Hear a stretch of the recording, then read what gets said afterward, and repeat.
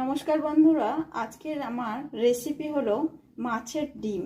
এখানে দেখুন আমি হাফ চামচ লঙ্কার গুঁড়ো, হাফ চামচ হলুদ গুঁড়ো, হাফ চামচ জিরে, ধনে আর লবণ দিয়ে মেখে নিয়েছি। এখন আমি এটা ভেজে নেব। আর এখানে আমি পেঁয়াজ, কাঁচা লঙ্কা, টমেটো, আদা রসুনের পেস্ট আর ধনে পাতা নিয়েছি।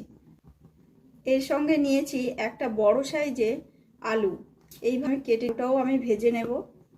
দেখুন বন্ধুরা, আমি এখন রুটির মতো করে ডিমটা ভেজে নিচ্ছি। এক পিঠ হয়ে গিয়েছে, এই এক পিঠ আবার ভেজে নেব, নিয়ে আমি ছোট ছোট করে কেটে নেব। ভাজা হয়ে গিয়েছে, ওই তেলেই দিয়ে দিচ্ছি ফোড়ন, গোটা জিরে, পেঁয়াজ, টমেটো, আদা রসুনের পেস্ট। মশলাটা আমি 2 মিনিটের জন্য কষিয়ে নিয়েছি। এখন ভাজা আলুটা আমি দিয়ে দেব। ভাজা আলুটা দেওয়ার পরে মশলার সঙ্গে ভালো করে মিশিয়ে নিচ্ছি। এখন দিয়ে দেব হলুদ 1 চামচ, লঙ্কার গুঁড়ো, জিরে, ধনে আর লবণ দিয়ে একটা মিশ্রণ তৈরি করে নিয়েছি। এটা আমি এখন দিয়ে দেব।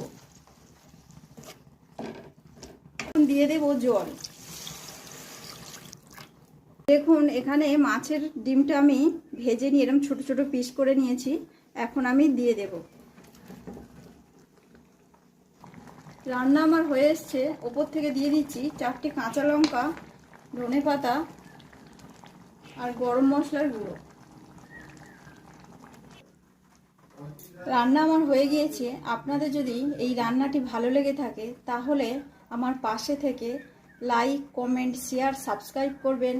আর নতুন নতুন ভিডিও পাওয়ার জন্যে ওপরে বেল আইকনটি প্রেস করবেন।